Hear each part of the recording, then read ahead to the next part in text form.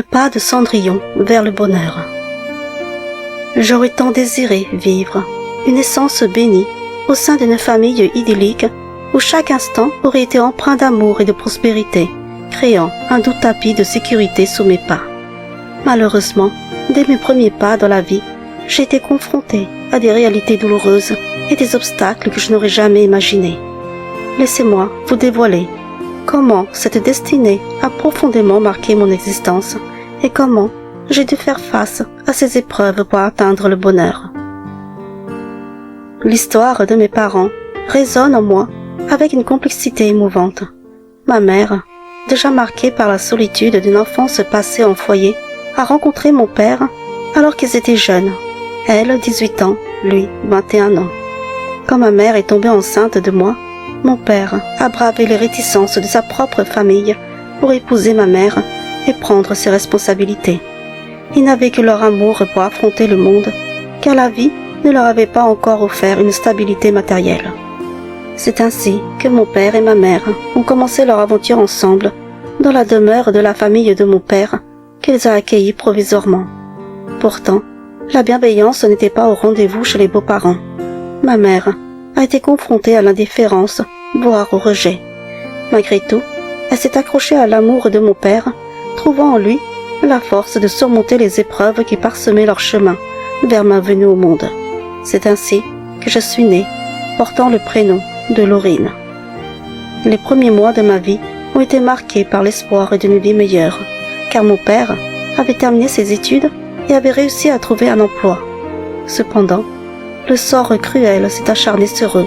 Quant à mes 4 mois, mon père a été frappé par la maladie, et il a finalement succombé quelques mois plus tard. La douleur, la tristesse, l'abandon se sont alors emparés de ma mère. À peine 19 ans, elle s'est retrouvée seule avec moi, un tout petit bébé. Face à ce destin implacable, l'unique famille que ma mère pouvait solliciter était le frère de sa défunte mère, son oncle. Dans un geste de compassion, il a ouvert ses portes pour nous accueillir et dirigeait, avec sa femme, un magasin alimentaire et un restaurant. Et il a proposé à ma mère de travailler à leur côté pour subvenir à nos besoins. Lorsque j'avais 3 ans, ma mère a trouvé un logement pour nous deux. Ma mère n'avait aucun diplôme, alors elle a continué à travailler pour son oncle et sa tante, les aidant au magasin le jour et au restaurant le soir. Je me rappelle que parfois, lorsque j'étais plus grande, elle me prenait avec elle pour aller au magasin. De temps en temps, des hommes venaient flirter avec ma mère, mais ma mère avait décidé de ne jamais se remarier. Mon grand-oncle et ma grande-tante avaient 3 enfants. Leur fils aîné, Baptiste, semblait indifférent à mon existence, mais les 2 filles, Anaïs et Maëlys, se montraient cruelles. Maëlys, la plus jeune d'entre elles, avait le même âge que moi, mais au lieu de trouver en elle une complice, je me retrouvais confrontée à des cruautés incessantes. Elle me tourmentait sans relâche, comme si elle trouvait une sorte de plaisir dans mes peines.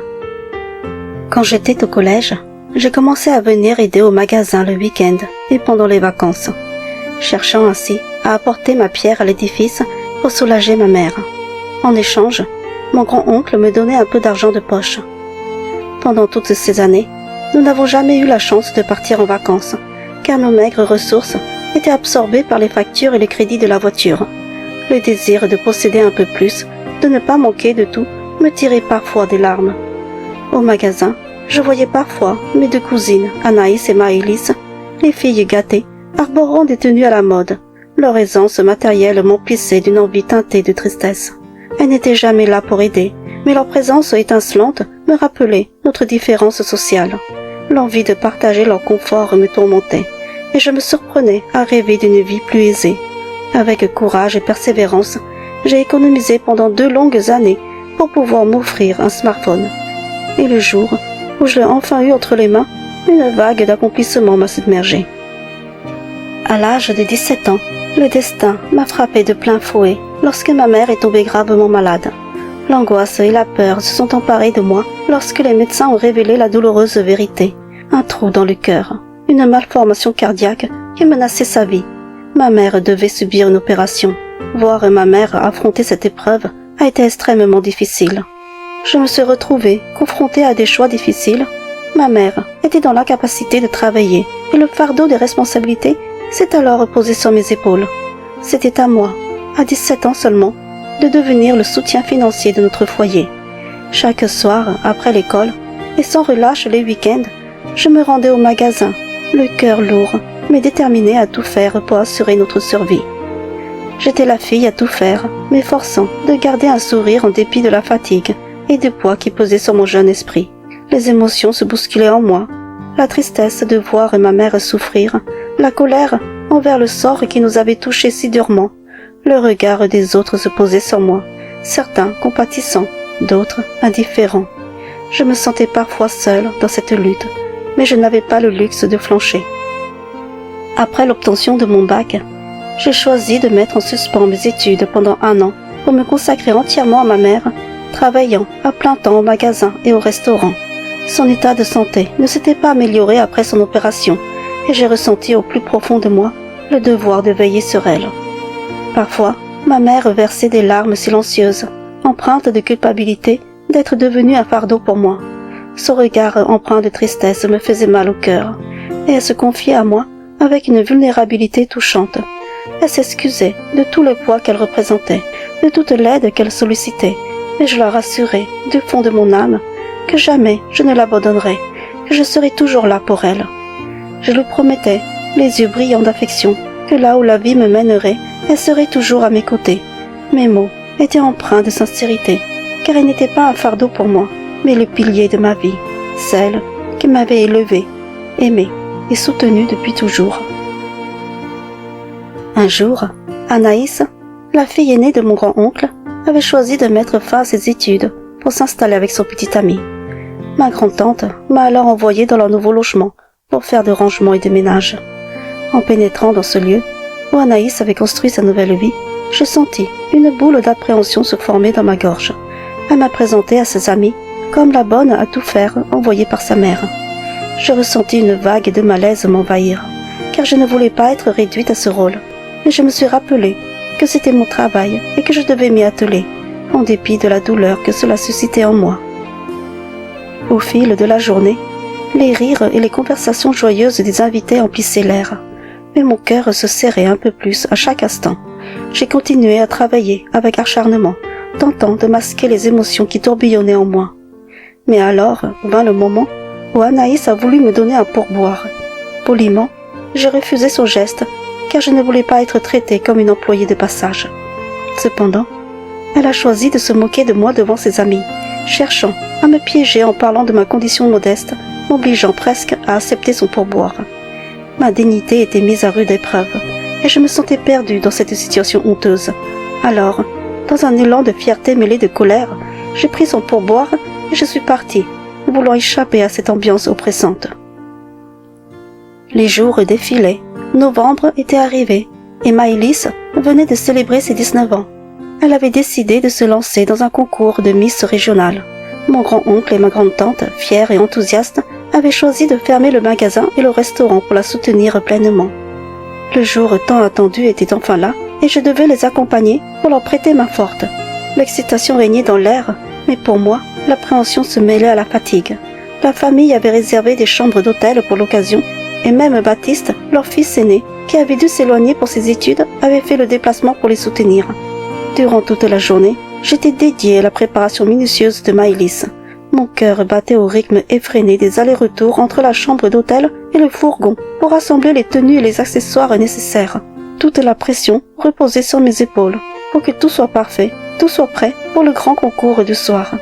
Maëlys et Anaïs n'avaient aucune considération pour mon épuisement. Elles m'ordonnaient sans ménagement, exigeant toujours plus de moi. La fatigue me pesait, mais je ne pouvais exprimer mes émotions, je devais simplement obéir. Une fois qu'elles étaient parties pour le concours, le calme s'installa enfin, mais pas pour longtemps. J'avais maintenant la lourde tâche de ranger la chambre et de nettoyer le désordre laissé derrière elle. Vers 18 heures, alors que la fatigue et l'exaspération se faisaient sentir, ma grande-tante m'a appelée pour savoir si j'avais fini. Elle avait envoyé Baptiste pour me chercher, afin que je puisse assister au concours. La vérité était que j'étais complètement épuisée. Mon corps et mon esprit réclamaient du repos. J'ai dû prendre sur moi pour lui dire que je préférais rester dans la chambre pour me reposer. Alors que j'espérais enfin trouver un peu de repos en faisant une sieste sur le lit, un coup à la porte m'a tiré de ma torpeur. J'ai ouvert pour découvrir Baptiste. Je lui ai timidement fait part de mon intention de rester pour me reposer, le laissant aller au concours sans moi. Mais, contre toute attente, il est entré sans un mot et s'est allongé pour dormir. Une étrange sensation d'inconfort m'a envahi, ne sachant comment réagir face à cette situation inattendue. Après un moment, il s'est finalement levé et m'a proposé d'aller manger. Hésitante, je n'étais pas sûre de vouloir sortir après cette journée épuisante. Mais il a insisté, et finalement j'ai cédé à sa demande. Nous sommes allés dans un petit restaurant charmant, et c'est là, autour d'un délicieux repas, que Baptiste s'est ouvert à moi. Pour la première fois, nous avons véritablement parlé, et j'ai découvert sa passion pour ses études de médecine et ses projets d'avenir. Ses histoires m'ont fait rire, et en sa présence, toute la pression de la journée s'est envolée, me laissant enfin respirer. Mais alors que la soirée filait à toute allure, je me suis rendu compte qu'il était déjà bien tard. La panique s'est emparée de moi quand j'ai réalisé que ma grande tante et les filles devaient être rentrées depuis longtemps. Dans l'urgence, j'ai fouillé frénétiquement mon sac à la recherche de mon téléphone, mais il avait disparu. Une angoisse terrible m'a envahi et je me suis tournée vers Baptiste pour lui annoncer la mauvaise nouvelle. Mais à ma grande surprise, il a semblé presque indifférent, me conseillant simplement d'en acheter un autre. Les larmes aux yeux, j'ai protesté en expliquant que j'avais économisé pendant 2 ans pour me l'offrir. Et c'est à cet instant que Baptiste a sorti de sa poche mon téléphone. Mon cœur battait la chamade alors que je me précipitais pour consulter les messages sur mon téléphone perdu. La peur m'a saisi lorsque j'ai vu une multitude d'appels manqués et des messages de ma grande-tante. L'instant d'après, j'ai su que j'allais me faire disputer pour cette escapade imprévue. Une colère bouillonnait en moi envers Baptiste. Je lui ai demandé d'un ton cinglant s'il avait volontairement caché mon téléphone dans l'intention de me faire disputer. Sa réponse m'a surprise, voire déstabilisée, avec un sourire énigmatique, et m'a assuré que je n'avais pas à m'inquiéter, que tant que je serais avec lui, sa mère ne me ferait rien. Ces paroles étranges ont laissé un goût amer dans ma bouche, et en retournant à l'hôtel, j'étais remplie de tremblements d'appréhension. Lorsque ma grande-tante a ouvert la porte, je m'attendais à être réprimandée, mais Baptiste a immédiatement pris la parole, inventant une fausse excuse de panne de voiture pour justifier notre arrivée tardive. Alors, elle n'a rien dit, et nous avons appris la triste nouvelle que Maëlys avait été éliminée dès le premier tour du concours. Nous sommes donc rentrés le lendemain. Un soir, j'ai reçu un message d'un numéro inconnu, me demandant avec préoccupation si j'allais bien. Intriguée et méfiante, je n'ai pas répondu. Mais jour après jour, ce mystérieux numéro continuait de m'envoyer des photos de paysages, tout en s'inquiétant de mon bien-être. La perplexité grandissait en moi. Je me demandais qui se cachait derrière ces messages persistants. Serait-ce possible que ce soit Baptiste, qui aurait enregistré mon numéro lorsqu'il avait caché mon téléphone? Cette incertitude me tourmentait, et je finis par lui envoyer un message pour lui demander qui il était. Mais le silence en retour ne fit qu'alimenter mon mystère. Puis, un soir au mois de mai, alors que je rentrais du travail, une voiture étrange était garée devant notre domicile. Mon esprit s'emballa, soupçonnant ma mère d'avoir trouvé un petit ami. Mais à ma grande surprise, en ouvrant la porte, je découvris Baptiste, assis dans notre salon. Il était venu pour un week-end chez ses parents et avait saisi l'occasion de me rendre visite. Il me questionna avec douceur sur le fait que je n'avais jamais répondu à ses messages. C'est à ce moment-là qu'elle me révéla qu'il était à l'origine de ces mystérieux messages. Une émotion mêlée de surprise et de soulagement m'envahit à cette révélation et me fit promettre de désormais répondre à ses messages et à ses appels. Depuis lors, nous avons commencé à discuter régulièrement par message et parfois il m'appelait. Ces moments passés avec Baptiste étaient comme des bouffées d'air frais dans ma vie tourmentée. Sa capacité à me faire rire, à m'aider, à oublier mes soucis était un réconfort inestimable dans ces moments difficiles. La nouvelle de mon acceptation à l'université, avec une bourse d'études, fut un rayon de lumière dans ma vie. C'était l'opportunité de reprendre mes études, d'envisager un avenir meilleur. Ma mère, avec son handicap, avait droit à une pension, ce qui nous permettait de faire face aux frais de la vie. Ainsi, j'ai pris la décision de quitter mon travail, même si ma grand-tante s'y opposait vigoureusement. Pour elle, j'étais une employée modèle, et elle craignait de ne pas trouver quelqu'un d'aussi dévoué pour me remplacer. Malgré cela, je me suis résignée à suivre mon rêve. Lors de mon arrivée à l'université, j'étais emplie de motivation et d'enthousiasme pour mes études. Je restais en contact régulier avec Baptiste et continuait de venir me voir dès qu'il en avait l'occasion. Au fil du temps, de tendres sentiments ont commencé à naître en moi à son égard. Un soir, ma mère m'a abordé avec délicatesse et m'a posé une question délicate. Y avait-il quelque chose de plus que de l'amitié entre Baptiste et moi? Face à sa demande, je me suis contentée de lui dire que nous étions simplement de simples amis. Cependant, elle m'a confié ses craintes et m'a mis en garde sur les conséquences potentielles si je m'attachais davantage à Baptiste. Elle m'a rappelé notre condition précaire et le fait que Baptiste était le fils de ma grande-tante et de mon grand-oncle. Elle m'a averti qu'ils ne m'accepteraient probablement jamais dans leur famille, car ils avaient de grandes aspirations pour leur fils, des projets qui dépassaient notre condition modeste. De plus, ma mère a souligné que c'était eux qui nous avaient tendu la main dans nos moments difficiles. Ces paroles m'ont déchiré le cœur, car elles mettaient en lumière la réalité de notre situation et les barrières sociales qui nous séparaient. La nuit qui a suivi cette conversation, j'ai été assaillie par un tourbillon d'émotions. La peur et l'incertitude semblaient s'emparer de mon esprit, tandis que mon cœur se déchirait face à la décision qui s'offrait à moi. Malgré tout, j'ai choisi de garder ces sentiments naissants pour moi, de les enfouir profondément en moi, afin de respecter les souhaits de ma mère. Ce choix était douloureux, car chaque instant passé en compagnie de Baptiste ne faisait que renforcer ces émotions qui grandissaient en moi.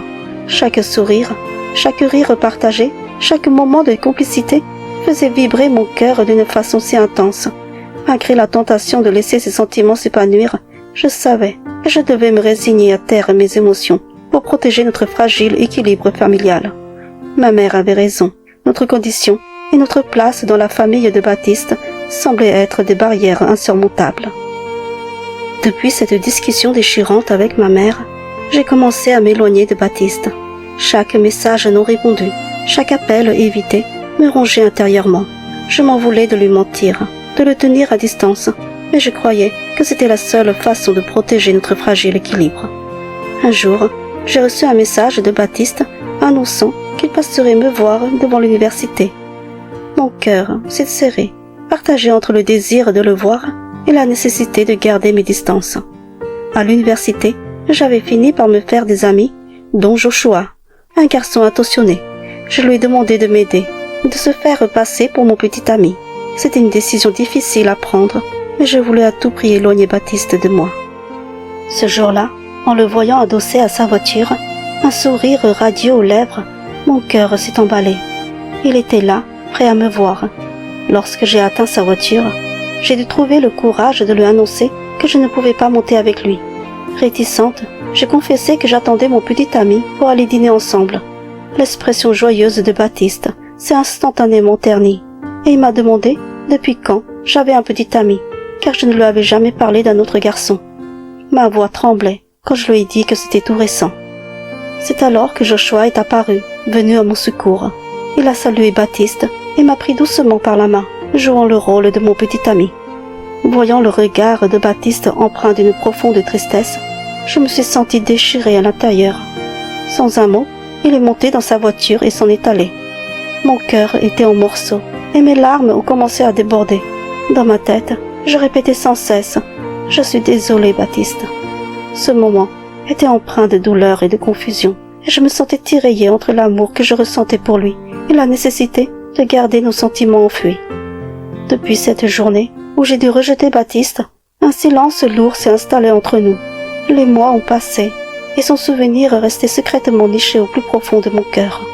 Je me suis plongée corps et âme dans mes études, tentant de faire taire ces émotions qui me hantaient. Pourtant, malgré tous mes efforts, il était toujours là, tissant une toile invisible autour de moi. Un jour, un coup de téléphone de mon grand-oncle a bouleversé notre routine.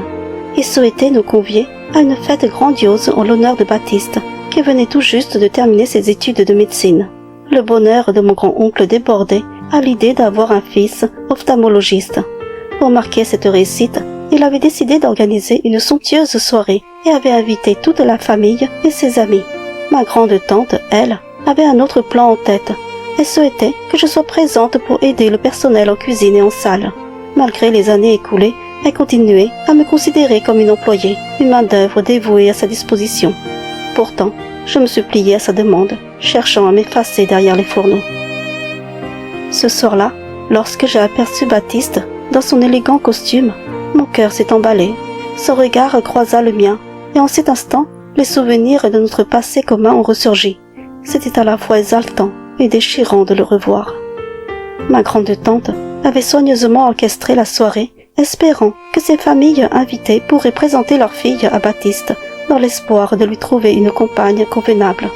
Tout cela n'était que le reflet d'un monde auquel je n'appartenais pas, une réalité qui me rappelait nos différences sociales.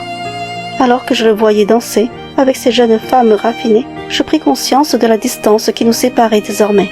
Je devais admettre que ma place n'était pas à ses côtés et que j'avais fait le bon choix en m'éloignant de lui.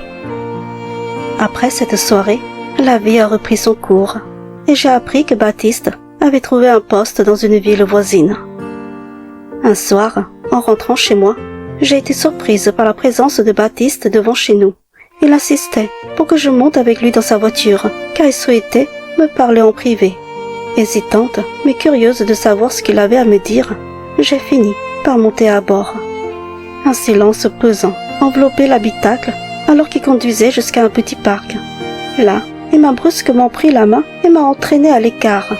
Confuse et secouée par son geste, j'ai essayé de me dégager, mais il s'est arrêté net et a plongé son regard dans le mien. D'une voix tremblante, il m'a demandé pourquoi je lui avais menti, car il avait découvert que je n'avais jamais eu de petit ami. Il m'a confié avoir croisé Joshua avec sa copine et que ce dernier lui aurait tout raconté. Dans l'embarras, les mots ont du mal à sortir de ma bouche. J'ai avoué que je suis désolée de lui avoir menti. C'est alors qu'il m'a surpris en avouant ses sentiments pour moi. Mon cœur battait la chamade, déconcerté par cette révélation. Aucune pensée ne semblait pouvoir s'exprimer clairement. Baptiste m'a confié qu'il m'aimait depuis que j'avais commencé à travailler au magasin, que ma gentillesse et mon dévouement avaient eu un impact sur lui. Mes larmes coulaient à flots, touchées par ses paroles. Il m'a alors avoué qu'il avait ressenti une profonde peine lors du concours de Miss de Maïlis, en me voyant accablé de travail par sa mère et ses sœurs. Il se sentait impuissant, mais avait tout de même cherché à me redonner le sourire en m'invitant à manger avec lui ce soir-là. À chaque mot qu'il prononçait, mon cœur se serrait davantage. Je ne pensais pas que Baptiste avait ressenti tout cela à mon égard. Dans un geste doux, Baptiste a séché mes larmes et rempli d'émotion, il m'a demandé si je l'aimais en retour. Devant cette question, je ne pouvais plus cacher mes émotions. Avec sincérité, je lui ai avoué que je l'aimais aussi, mais que je ne pouvais pas être avec lui. J'ai raconté à Baptiste la discussion déchirante que j'avais eue avec ma mère et les craintes qui me rongeaient quant à notre amour impossible. Baptiste m'a serré dans ses bras, me murmurant doucement que je n'avais rien à craindre. Son étreinte m'apportait un réconfort infini, comme si tout serait possible à ses côtés. Avec une sincérité bouleversante, il m'a avoué qu'il n'avait d'yeux que pour moi, que toutes ces filles gâtées et élégantes ne signifiaient rien pour lui. S'il devait choisir quelqu'un pour partager sa vie, ce serait moi. Et lui seul en avait décidé ainsi. Rien, pas même la vie de ses parents, ne pourrait le faire changer d'avis. Il avait déjà son travail et son propre logement, et il était prêt à affronter toutes les difficultés pour que nous puissions vivre ensemble. Il m'a demandé de lui faire confiance, de croire en notre amour et de l'attendre. Il souhaitait arranger les choses avec ses parents. Alors que je l'écoutais, j'ai senti naître en moi un mélange d'émotions entre l'espoir et la peur, l'amour et l'incertitude. Puis, dans un geste tendre et délicat, il m'a embrassé doucement. Ce baiser était chargé de promesses d'un avenir qui semblait plus lumineux à ses côtés. Tout semblait possible, et pour un instant, j'ai voulu croire que rien ne pourrait nous séparer. Les jours qui ont suivi, Baptiste a bravement annoncé à ses parents son intention de m'épouser. Leur réaction a été mitigée, oscillant entre l'incompréhension et l'acceptation. Pourquoi, parmi toutes les filles de bonne famille qui lui avaient présenté, Baptiste s'obstinait-il à me choisir? Mon grand-oncle, finalement, a accepté la décision de Baptiste en admettant que c'était sa vie et que s'il m'aimait, il ne pouvait rien y faire. Pourtant, sa mère était farouchement opposée à notre union, furieuse devant cette idée. Face à sa mère, Baptiste n'a pas fléchi et lui a demandé ce qu'elle n'aimait pas chez moi, rappelant que depuis toujours, Elle avait vanté ma dévotion et ma gentillesse. Il l'a questionnée. « Maman, tu connais Laurine depuis toute petite. Quand tu parlais d'elle, tu disais tout le temps qu'elle était travailleuse et très dévouée, que c'était une chance d'avoir une fille comme elle pour t'aider. Alors, pourquoi maintenant tu en fais tout un plat ?»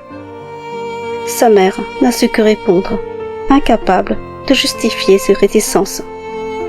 Baptiste et moi avons fini par nous marier. J'ai pris ma mère avec moi pour vivre chez Baptiste sous le même toit, dans une atmosphère empreinte d'amour et de soutien. Aujourd'hui, nous vivons heureux, entourés de nos 3 merveilleux enfants. Ma mère s'occupe de ses petits-enfants avec tant d'affection pendant que nous travaillons, ce qui nous remplit de gratitude. Les parents de Baptiste ont fini par me considérer comme leur belle-fille, bien que le chemin n'ait pas été facile. Quant à Anaïs et Maëlys, elles n'ont pas véritablement changé leur opinion à mon égard, mais elles ont été forcées de reconnaître notre lien de famille. Malgré les désaccords et les défis, l'amour qui nous unit a triomphé, et nous avons réussi à construire notre propre bonheur, défiant les préjugés et les barrières sociales qui nous avaient séparés autrefois. Mon expérience m'a enseigné la valeur de l'amour, du courage et de la persévérance dans la poursuite du bonheur, ainsi que l'importance de rester fidèle à soi-même, même lorsque le chemin est semé d'obstacles.